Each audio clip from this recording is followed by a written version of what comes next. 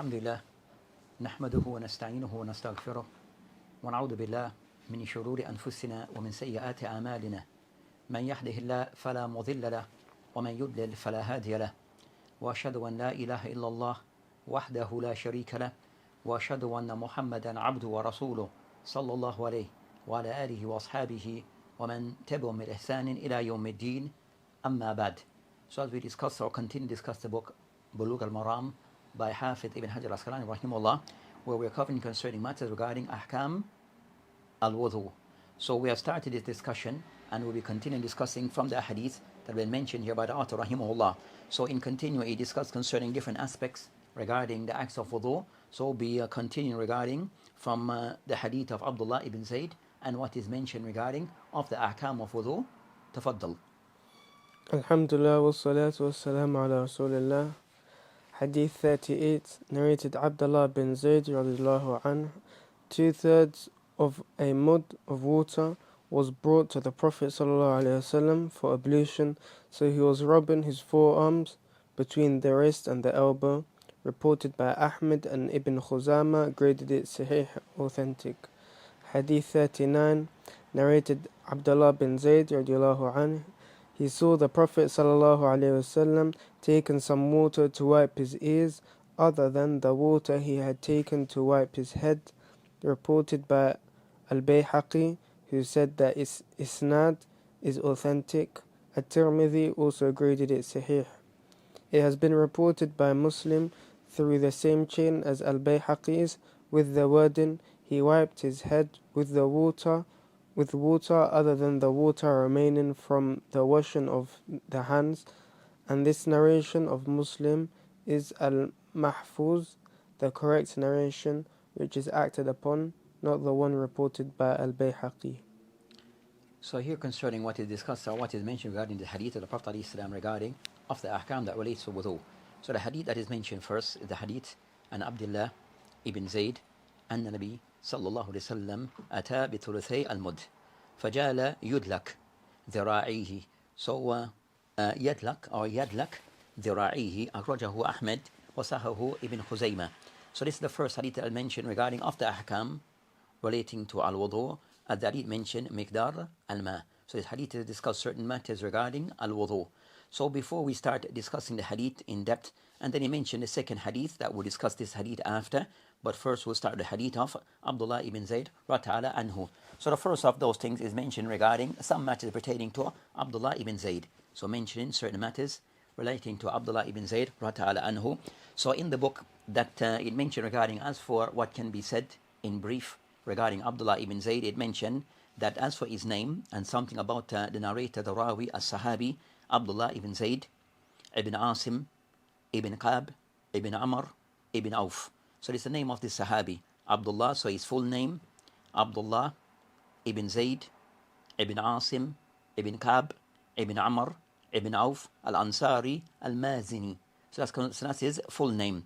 And that is known, is more renowned, as I mentioned, Yorif, bi ibn Ummara, ibn Ummara.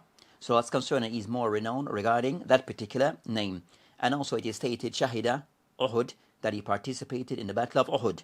Walam yashhad Badr, but he did not participate in the battle of Badr. So he participated in Uhud, but as for the battle of Badr, that he did not participate in that battle. And is mentioned regarding that is mentioned that huwa alladhi qatala Musaylama al-Kadhab. So he's the one that was involved, or he's the one who killed Musaylama al-Kadhab, the person who came prophethood. Then so that's concerning Musharakan. So that's concerning of those things of those who assisted in the death of Musaylama al-Kadhab. As for it is mentioned that he was that this Sahabi that he was the one who narrated this particular hadith of wudu. Then it is mentioned that Kutila, that he died huwa Yawm al-Harra. So regarding concerning the battle of Harra, that was the time that he died. So as for this Sahabi, that Abdullah bin Zayd, that we find in some of the books of the Tarajum, books that give a biography of some Sahaba, that you have two Sahabi with this name, Abdullah ibn Zayd. So with the name Abdullah ibn Zayd, there's two Sahabi or Sahabiyan with this name. So we have Abdullah ibn Zayd ibn Asim, the one that we have just mentioned. That's the Rawi of that's the one that we're discussing. But there's also another companion, another Sahabi, that name is Abdullah ibn Zayd ibn Tha'laba. So you have Abdullah ibn Zayd al-Tha'laba. That's another companion. So we have companions sometimes may have very similar names, or some of their names are similar. So in this case, we have Abdullah ibn Zayd, two Sahabiyan or Sahabiyan with this name. Then we have to distinguish concerning. So Abdullah ibn Zayd ibn Asim, this is the one that is being discussed.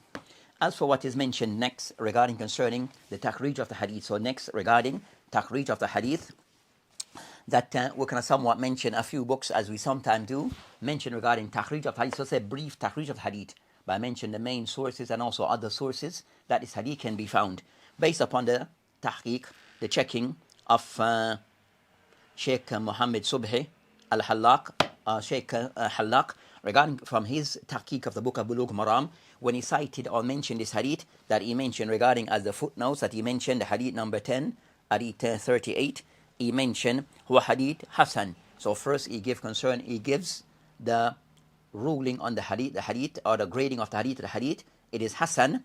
Then he mentioned, after this he mentioned akhrajahu Ibn Khuzaymah fi Sahihi. So Ibn Khuzaymah in his Sahihi, they mentioned the volume, the page, and the rakam of the hadith. Then he mentioned wal-Hakim fi Mustadrak. Second of those who have collected this hadith, al-Hakim fi Mustadrak. Then he mentioned, then he put a note, lam ejidhu fi Musnad Imam Ahmed, that he did not find this hadith in the Musnad of Imam Ahmed. So this hadith, he did not find it as mentioned here. He did not find this hadith in the Musnad of Imam Ahmed rahimahullah. So that's something of a note, something to be mindful of.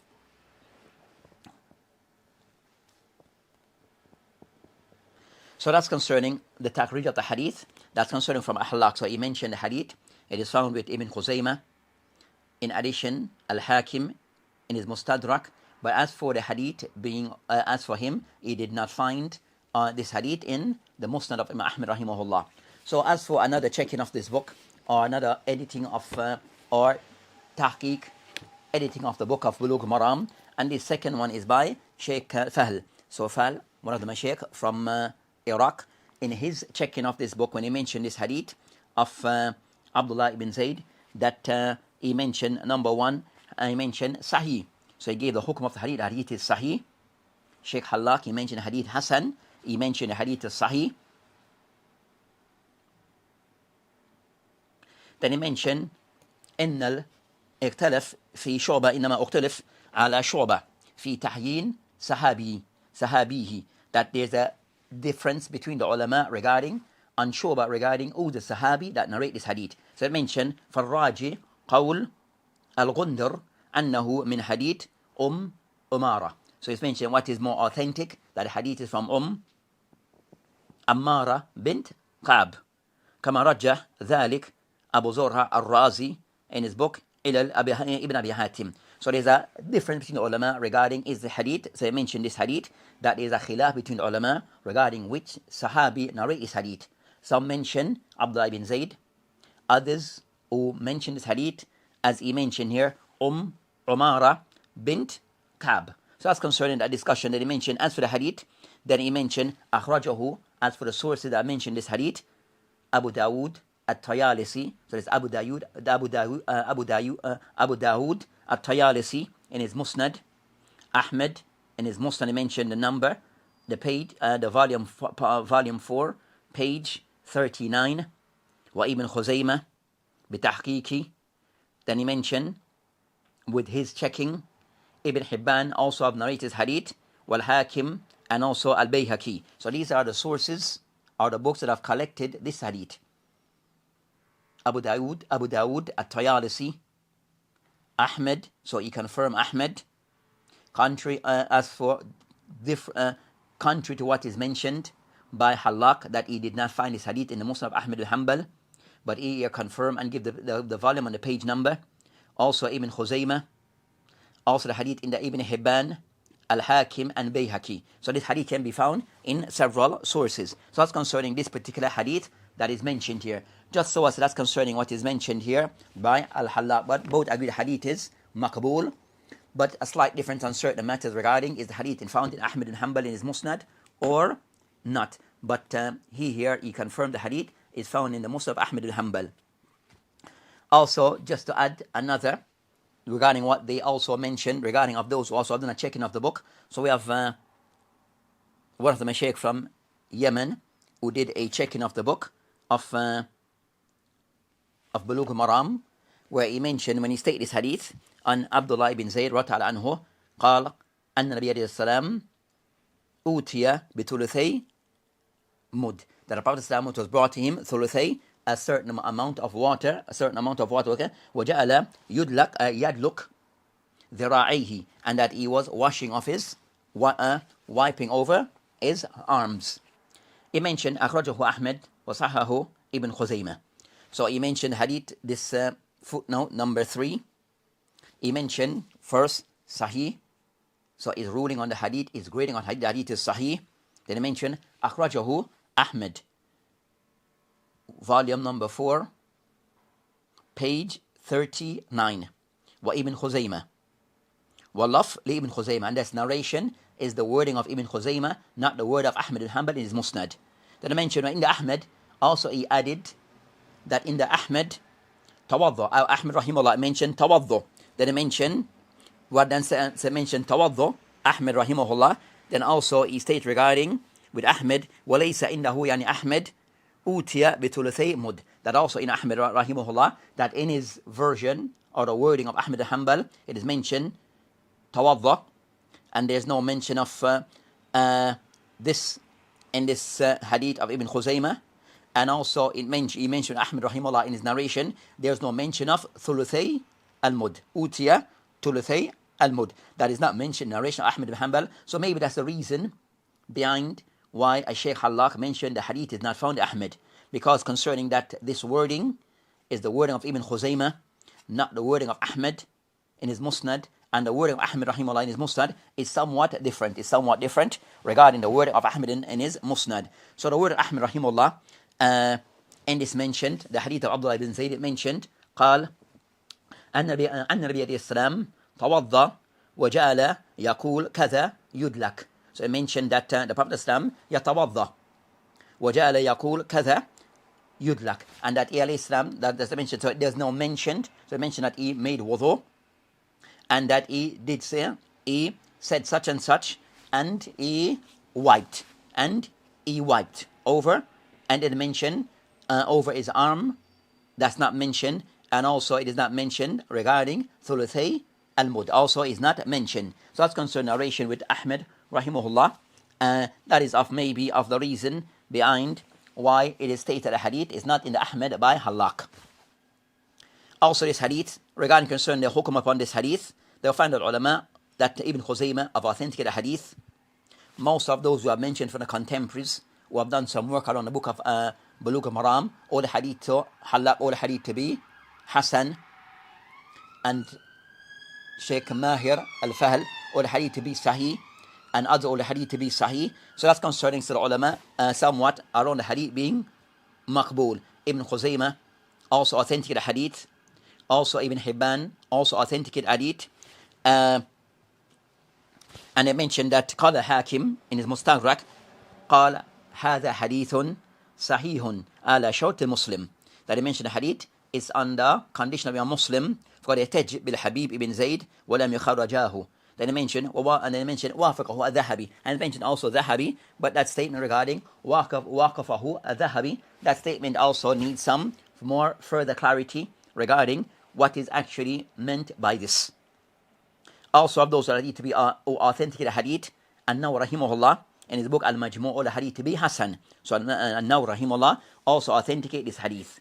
So that's concerning this particular hadith that have been mentioned here, that some mention is a slight difference in the ulama, as it was asked by Abu Zur rahimahullah, and هذا اختلاف فقال الصحيح عندي حديث غندر نقله عنه ابن أبي حاتم في يعني hadith Ammara. So Ammara, that all the hadith to be hadith of Ammara. So the khilaf between the ulama on this matter, but Shaykh Al-Bani rahimahullah have somewhat authenticate both two narrations.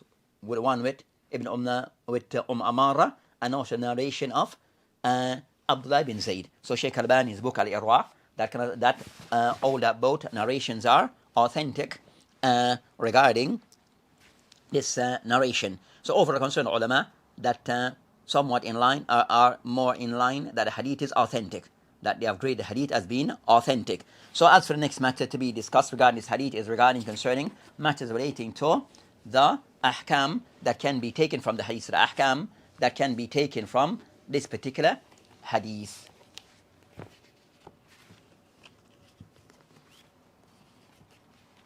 So as for what have been mentioned here regarding this particular hadith, so we have mentioned regarding Abdullah ibn Zayd ibn Asim is the narrator of this hadith, also of the aqwal of the ulama on this particular hadith, that most inclined toward the hadith being authentic.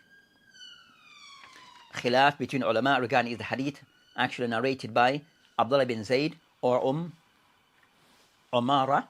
Khilaf, Shaykh Albani awlat, Abu Ibn Abi Hatim awla hadith is more of Amara, others all as Ibn Hajar is the hadith of Abdullah ibn Zayd. So that's concerning that particular matter. The next of those things that mentioned regarding concerning thuluthai mud, that's concerning the measurement regarding concerning how much concern that amount of water regarding concerning how much water is this. So 1 mud of water is regarding concerning a handful. So a handful being a handful that concerning is considered to be a mud. A 1 handful is considered to be a mud. So 1 medium-sized handful of water with both ends filled with water, then that would be considered to be a mud. So he mentioned that is thuluthai, 2/3 of this was what the Prophet ﷺ used regarding making of wudu. So I mentioned that ad-dalk is with a person rubbing over the end or rubbing the ends over those limbs. So ad-dalk is rubbing concerning the ends over those limbs. So that's concerning what is meant. So that's concerning what is concerning ad-dalk with a person wipe the ends over the limbs. Of those matters regarding concerning this hadith, there's some discussion regarding to the Sheikh Abdullah Fawzan. He mentioned regarding concerning a point of the hadith, hadithun or al-hadithu dalilun ala istihbab taqlil fi ma al-wudu wa mithluhu al-ghusl. So of the first of those discussion regarding concerning this hadith kind of somewhat is of a hadith that is used by the ulama as a proof regarding that it is which is mustahab, something which is highly encouraged and preferred, that a person try to minimize the use of water. So try to use what is needed without per se using excessive water, not using too much water regarding wudu. So try to use the amount that is needed. So try to use as less water as possible in performing al-wudu, but still doing wudu correctly. So use as less water possible, but still performing wudu correctly. So that's concerning this hadith can give us that meaning. And also he mentioned وَمِثْلُهُ al-wudu, al-ghusl. So also the same will be the same thing can be mentioned regarding al-ghusl. So regarding al-ghusl, the person try to use as less water as possible, but still perform the act correctly. So try to conserve and the use of water, conserving the use of the water that is used. So I mentioned that of the ulama mentioned the Prophet ﷺ regarding his hadi, regarding his way, his method of doing things, that he tries to conserve of water. So conserving of water and not wasting of water in performing of wudu and also of ghusl. Then also you have other hadith regarding the Prophet ﷺ regarding performing of wudu. Of other narration mentioned that he ﷺ at times mentioned, some mention, and Anas bin Malik and Nabi ﷺ yatawadda bil mud. The Prophet ﷺ that he used like 1 full cup, 1 full end of water. So 1 full end of water to make wudu. This one mentioned thuluthai. So he tries to, so it shows a slight difference. But he ﷺ still trying to conserve on the use of water. وَيَقْتَسِلْ بِالسَّعَةِ. And we got a saw.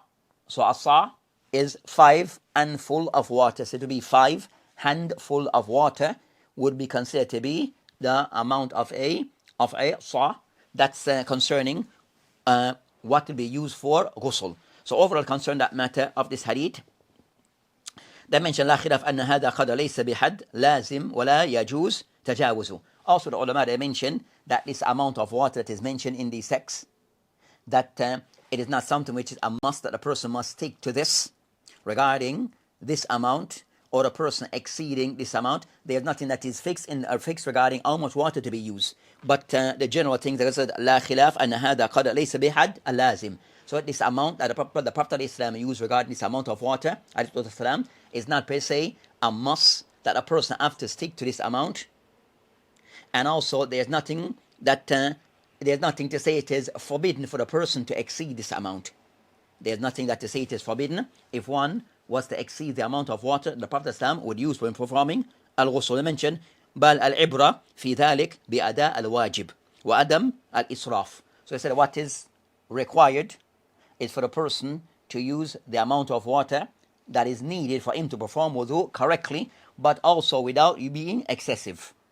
So the person tried to use what is required for him in performing al-wudu, but also not to be excessive in the amount of water that is used.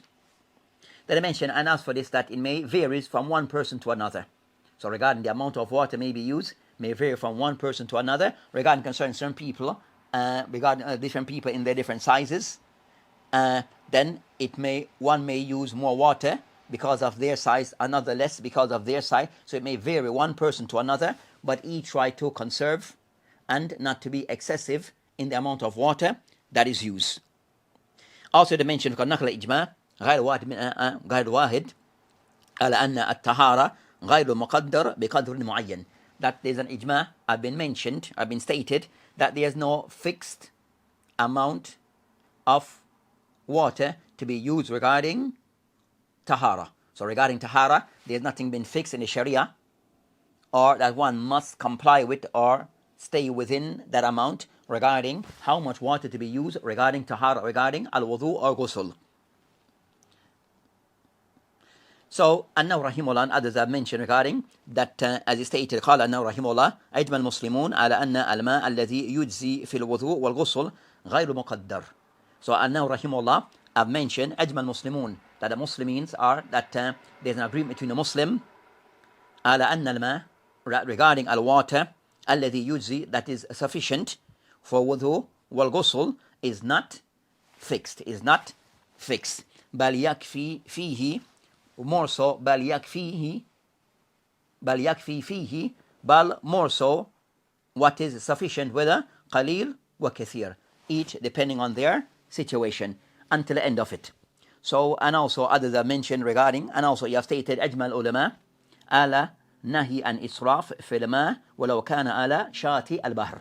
Also again, أنه رحمه الله also have stated in Sahih Muslim, in his chart of Sahih Muslim, he mentioned also another ijma, أجمع العلماء, that the ulama are in agreement على نهي, that it is forbidden, an israf, for a person to be excessive, wasteful, في الماء, in the use of water, ولو كان, even if he's على شاطئ البحر, even if under the river bank. So, the person under the sea, at the sea bank, then also he is not on the beach, then he is not allowed to waste water. So that shows regarding that, there's nothing fixed regarding how much, but also an ijma, the person not to be excessive and to be wasteful.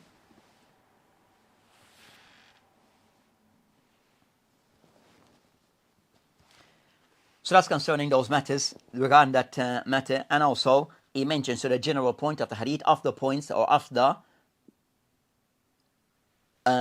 what can be taken from the hadith, is that one try to conserve in the amount of water used in making wudu, and also by extension al-ghusl. What's that of the Shaykh? They mentions unfortunate regarding of today, regarding adat kathir muslimin, that way you find that some of the Muslims, regarding in our contemporary time, in our day time, that at times can be wasteful regarding the use of water in performing of wudu. So because we have the pipe system where water flow from the pipe, then at times it can be wasteful. So the person to be mindful regarding even to turn on the taps where white water come to the pipe. So concerned to know, be mindful that it is not turned on in full blast. And when a person washing certain limbs, the water is still flowing and he's washing off his limb and the water is flowing, for the person to be mindful of this and not to turn it on in full blast. And also when to turn it off at times when he's wiping off his head, and other times when it can be wasteful, so for the person to be mindful of this. So the general thing that to conserve in the amount of water that is used.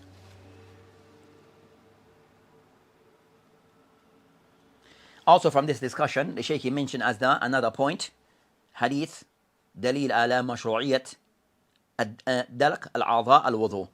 He mentioned that also a discussion between ulama regarding concern the hukum regarding ad-dalq.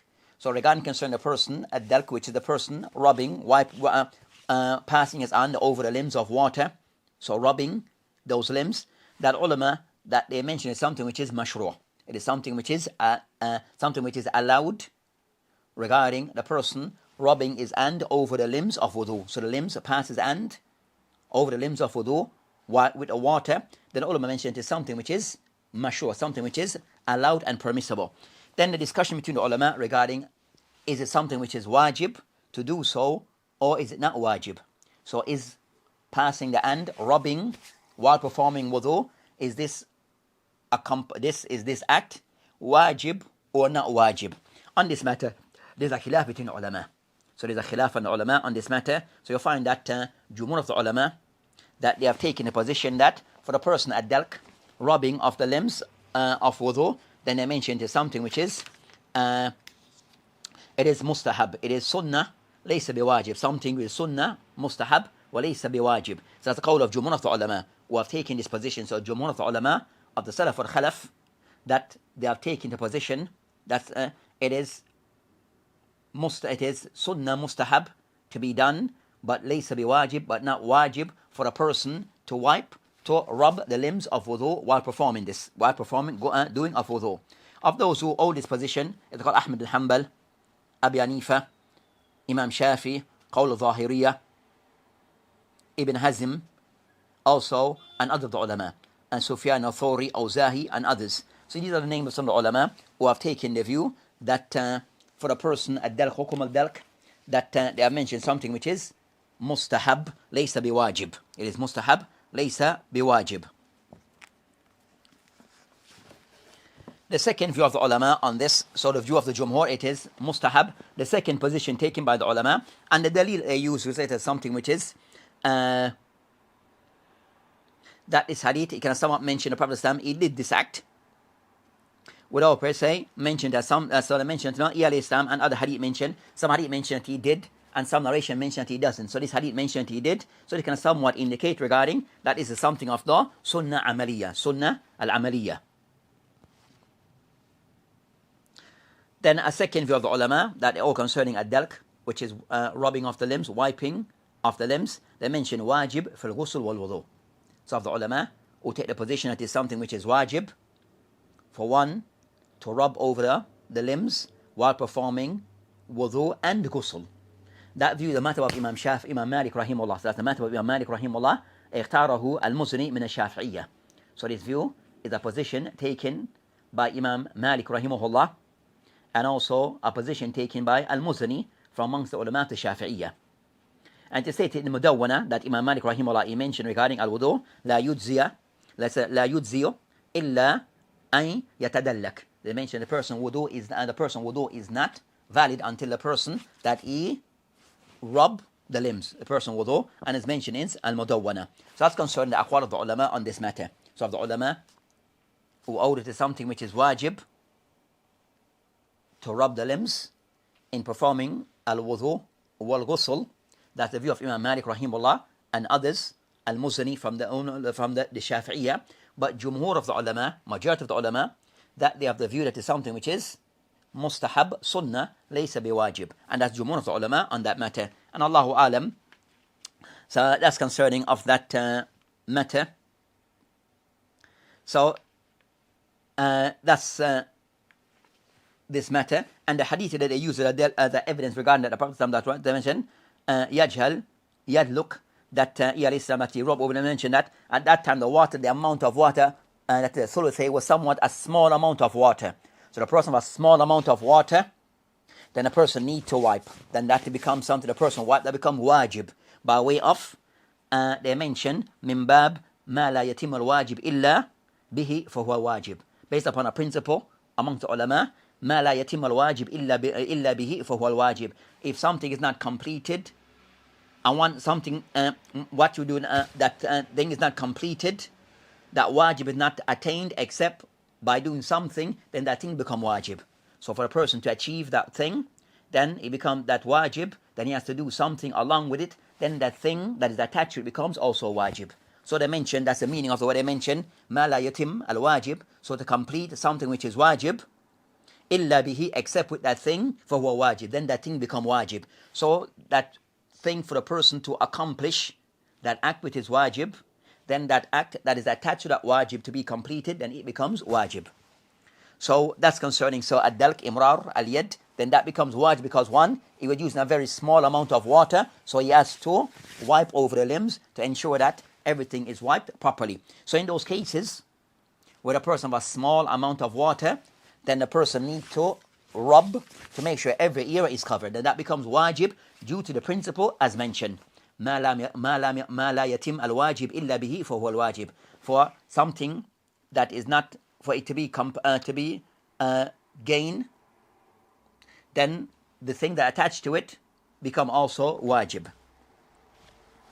So for the person to fulfill something that is wajib, he needs to do something along with it, then that thing that is attached to it becomes wajib. So that's concerning the case. So overall there's something which is mustahab, but it's not wajib. So regarding imrar, concerning ad-dalk, that in generally it is something which is mustahab sunnah in the act of wudu, not wajib. It becomes wajib by way of if the amount of water that is there is very small, and for the person to achieve performing wudu properly, then he has to rub those areas with his hand. Then by this it becomes wajib in those cases, due to that circumstance and situation. So that's concerning the aqwal of the ulama on that particular matter. So this hadith kind of somewhat, it gives us one, conserving the use of water from the hadith. They should have practiced the use of thuluthi al-ma, 2/3 of a handful of water to perform wudu. So a small amount of water. So conserving water to the best of one's ability is of those things one should be mindful of in performing of wudu, not be wasteful. And second, that also it shows regarding concerning that ad-dalk, concerning the hukum of dalk, of rubbing the limbs in wudu, that is something which is sunnah mustahab and not wajib. So overall benefit from the hadith, it shows regarding mashru'iyyat al-iqtisal fil ma fi al-wudu, that the person tried to conserve in the use of water in performing al-wudu and also by extension al-ghusl. But in this case in specific, as we're discussing wudu, then also regarding al-wudu, but in tahara, in general regarding wudu and ghusl, one tried to preserve the use of the water. In this case, the Prophet used thuluthi al-water. He used thuluthi al-mud. He used like 2/3 of a handful of water. And other cases mentioned al-mud, he used a full hand. And also in Sahih Muslim, that some narration mentioned hadith of Safina in the Muslim. So hadith of Safina in the Muslim mentioned أن ولي الإسلام يتوضأ بنفس المد, that Islam that he perform water with nifsul mud, which is a half filled end of water. And other hadith. So generally show that not one should try to conserve while performing wudu. Also from the hadith it shows regarding ad-dalk, which is rubbing over the limbs, it is something which is mustahab to be done, it is the sunnah to be done regarding al-wudu. And it becomes wajib when the case where the person has very small amount of water, and to achieve performing a complete wudu, the person needs to run his hand over the limbs, then in that case become wajib in such circumstance. And also it shows us the companions again being very observant regarding the Prophet ﷺ, that even monitor how much water he used. The Sahaba, the companions, that even monitor the amount of water the Prophet ﷺ used regarding wudu. And that ﷺ was also mindful of this. So also mindful regarding the amount of water that is used in performing of wudu. That's concerning the hadith of Abdullah ibn Zayd radiyallahu anhu. The next hadith that was read, that also concerning the hadith of Abdullah ibn Zayd radiyallahu anhu قال أنه, that the second hadith mentioned أنه رأى النبي عليه السلام يأخذ لأذنيه ماء خلافا الماء الذي أخذ برأسه. أخرجه بيهقي وهو عند المسلم وهو عند المسلم من هذا وجه بلف. So it's also with Imam Muslim rahimahullah, مسح برأسه بما غير فضل يديه وهو محفوظ. So this hadith is the hadith now that discuss concerning another of those matters that relates to al-wudu and the ahkam of wudu, which is concerning that the matter regarding mashru'iyat, is it the permissibility of a person using new water to wipe off his ears. So the water from his ears, ماء جديد للرأس. So using water, a different set of water from his hand regarding wiping off his head and his ears. So the person using renewal of water regarding wiping off the head and the ears. So as for the hadith that is mentioned, he mentioned the hadith of Abdullah bin Zayd, and we just mentioned regarding Abdullah bin Zayd. So we have two narration of this hadith. Narration in the Al-Bayhaqi, with the first narration I mentioned, أنه رأى النبي عليه السلام, that he saw the Prophet عليه السلام يأخذ لأذنيه ما خلاف الماء الذي أخذ برأسه. That he mentioned the Prophet Islam, regarding that he saw the Prophet Islam, that he used a different water for his ears that he used for his head. So showing us now a difference between, so the first hadith of Bayhaqi, I mentioned Akraju al-Bayhaqi rahimahullah, that the Prophet Islam, that he used different water. The second narration of Muslim mentioned on this matter, bilaf masaha birasi, that he Islam wipe over his head, bima غير الماء غير فضل يد, that he used a different set of water from the water that was the excessive water from his hands. So that's concerning the discussion I mentioned, وهو محفوظ, هو محفوظ. So regarding concerning that narration, it kind of somewhat shows that this hadith have different narration. The second narration of Muslim is the more correct version. The version of Bayhaqi is daif. It's not the one that is acted upon. So the narration of Bayhaqi that showed that he used a different set of water from his ears, from that which is used for his ears, from that which is used for his head. That narration is somewhat daif, and the one that is acted upon mahfud, one which is mahfud meaning hadith, meaning it was thabit. So I mentioned concerning وهو mahfud meaning it was thabit. So this narration, the one which is authentic, and the one that was mentioned before, it is daif. So I mentioned, so that's concerning that narration. As for takhrij of the hadith, in brief, I mentioned regarding concerning the second narration, I mentioned number 3, mentioned that hadith in the Ahmed wa Muslim wa Abu Dawood wa Tirmidhi ibn Khuzaymah ibn Hibban wa Bayhaqi. So the hadith I mentioned, the second hadith regarding wiping off the ears and the head, that hadith is found in Ahmed, Muslim with the narration, the second narration, Abu Dawood, Tirmidhi, Ibn Khuzaymah, Ibn Hibban, wal Bayhaqi. So as for what can be taken from the hadith,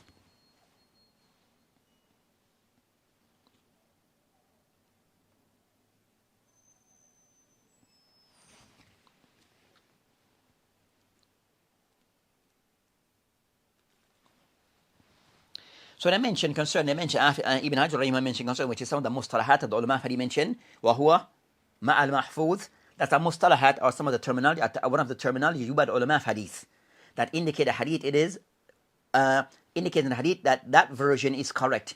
We might find that there are certain versions of the hadith have more than one versions, or more than one wordings of the hadith, but the one that is said to be the authentic wording or version of the hadith is referred to as mahfud. And whatever else that is the rejected version, which is the one which is considered to be the mardud, the rejected version. As for what is they define as mahfud, and what yuqabil, and what is opposite, they mention al-mahfuz and the muhaddithin ma yaqabil al-shadh. That's concerning ulama mutaakhirin, that they kind of they put concerning what is mahfud, it goes opposite concerning al-shadh, that he mentioned this, that But overall, in summary, al-mahfuz in the ulama al-hadith, it means that that version of hadith is the one which is authentic. The other version, then they are considered to be da'if. The other version that they are considered to be da'if. The one which is accepted is mahfuz, and the one which is rejected, it is considered to be da'if. So the version of Bayhaqi, they said they use the word shadh, concerning a shadh. Khilaf, and also concerning what is said to be shadh, and I mentioned ma rawahu rawi maqbul man huwa mukhalif liman huwa awthaq minhu. So that's concerning shadh. Huwa ma rawahu maqbul mukhalifan liman huwa awthaq man huwa awla aw awthaq minhu. So the one that's al-shadh in the ulama of hadith, mutaakhirin, after the definition is given, iya riwayat, and that's the wording of Ibn Hajar rahimullah, that he mentioned, huwa rawahu maqbul, a person said to be acceptable, going against one, saying something contrary to that which is said by someone who is sikah, but less than him. So that's concerning, or the one who's makbul, yakhalif, mukhalif, liman wa awla minhu. That someone who's makbul, but is contradicting one who's more deserving than he is. One who's more deserving than he is. Then that's of the definition that's given by Ibn Hajar rahimullah regarding what is said to be hadithu shadh. And hadithu shadh is of those qabil hadithu da'if. So it's one of those categories of hadith which is said to be da'if. And that which is the acceptable version, it is said here to be mahfuz. As for what can be taken from the hadith, then the hadith it shows regarding dalil ala anna al-mas al-udhunayn yakuna bifadl al-ma al-ras. That what can be taken from hadith, then wiping of the ears, then it is the same water from the head is used for the ears. So water from the hair, wiping, then what remained, then the person also use the same water to wipe off his ears. That's concerning what can be taken from the hadith, the narration in the وَلَا يَأْخُذْ لَهُمَا مَا جَدِيدٍ, where the person does not renew water for his ears, but rather he uses the same water from his head for his ears, without any change, renewing of the water. As I mentioned, لِأَنَّ الْأُذُنَيْنِ مِنَ الرَّأْسِ, because the ears, that they are a part of the head, because the ears is a part of the head, and we discussed that discussion before. Ibn Qayyim rahimahullah, Ibn Qayyim al-Jawzi rahimahullah mentioned, لم يثبت أنه عليه الصلاة أخذ لهما ما جديد. Ibn Qayyim rahimahullah mentioned that the Prophet ﷺ never, Ibn Qayyim rahimahullah mentioned that there has nothing been authenticated upon the Prophet ﷺ that he used renewed water for his ears. So the Prophet ﷺ did not renew water for his ears, but rather he used the water, what was remained from the water from his head, for that of his ears. Ibn Mundhir rahimullah, he mentioned that as for that view, it is a view that taken by Imam Malik, Imam Shafi, Ahmed.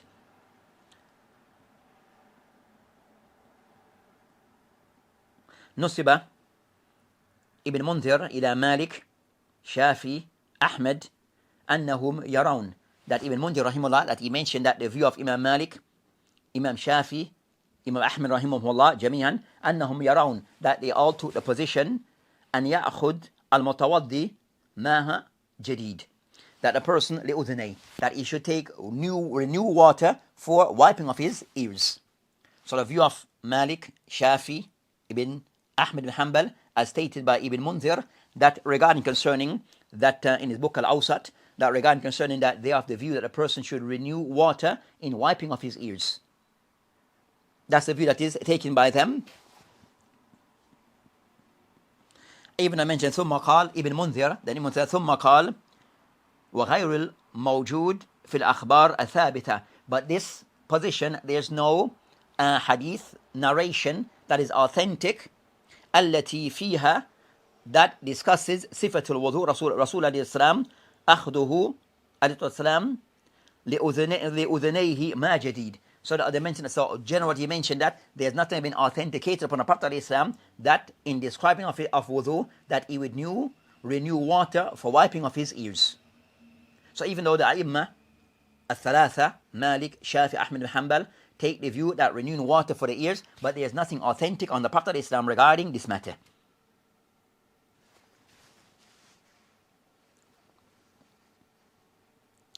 Then also, so that's concerned that matter. Then they discuss regarding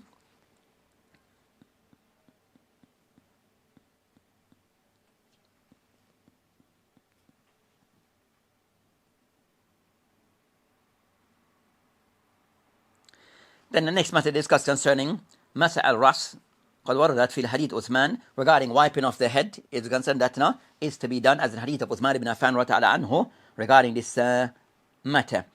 And also في the hadith also, and I mentioned that the hadith is mentioned by Ibn Hajar rahimahullah فيه بيان مشروعية أخذ ما جديد للرأس. So also it shows regarding that from the hadith that is mentioned in the Muslim, that it shows regarding that one use new water for wiping off his head.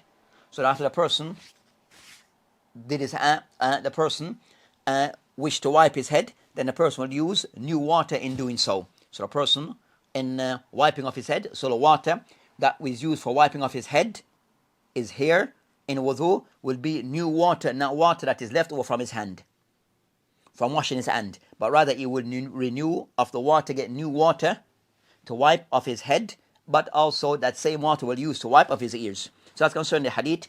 The narration in the Muslim give that meaning. So he mentioned فيه دليل فيه بيان مشروعية أخذ ما الجديد الرأس, that it is permissible, show the permissibility and the allowance of a person to renew water for his head. So he mentioned وهو دليل على أن المسح الرأس يكون بماء جديد غير فضل يديه. So he showed that also from the hadith, he showed that the person that used the excessive water or what left behind from his hands after washing his hands to wipe his head, but rather he used a complete new water, so renew the water for wiping of his head. لأن اليد عضو مستقل, as the yad is a separate limb, والرأس عضو مستقل, and also the head is a separate limb. So they use different water. Then they mention وهذا قول جمهور من أهل العلم, and that's the position taken by جمهور of the ulama. So جمهور of the ulama of the people of knowledge are of the view that the person renew water for his head, not to use the remaining water from his hand after doing washing off his hand. Also At-Tirmidhi rahimahullah, when he mentioned this hadith of Abdullah ibn Zayd, قال والعمل على هذا عند أكثر أهل العلم, that renewing of water in wiping off the head, that this is the act, that is this is what is this is what is carried out by majority of the ulama, majority of the people of ilm. يروا أن يأخذ لرأسي ما جديد, that one should renew water for wiping off his head. For new. So that's concerning of that matter, and most of the hadith that can somewhat they fall in that line.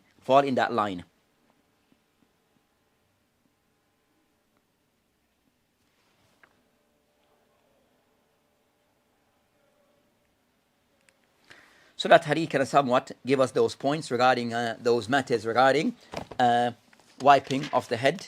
Then it is done. So from this hadith of Abdullah bin Zayd, it showed that one act ma jadid, that regarding concerning that the person take new water for his head, the same water that is used for wiping off the head, then also it is used to wipe off his ears. Also, it is not to use the excessive water from one's after washing one's hands to wipe the heads, then that is not to be done. So those are the ahkam that can be taken from this hadith of Abdullah bin Zayd. As mentioned, there's two narrations in al-Bayhaqi, a narration in the al-Muslim. The narration of Muslim, the one that is mahfud, the correct narration. The one Bayhaqi is da'if. So, and it gives us, as we mentioned, the ahkam that are related to that hadith. So that's concerning those matters relating to this hadith that discusses these points. So that inshallah ta'ala, that will end this lesson regarding concerning of the ahkam that relates to ahkam al-wudu, as mentioned in the book Bulugh al-Maram by Hafidh Ibn Hajar al-Asqalani rahimahullah, which is a compiling a hadith, collecting hadith that relates to a hadith al-ahkam. So of those hadith ahkam that relates to different acts of ibadat and things of halal and haram. So that inshallah ta'ala will end for today session and continue in this covering the remaining hadith relating to this book of Bulugh Maram and the hadith that follows regarding ahkam al-wudu. وبالله تعالى توفيق وهذه السبيل والآخر والحمد لله. السلام عليكم ورحمة الله وبركاته.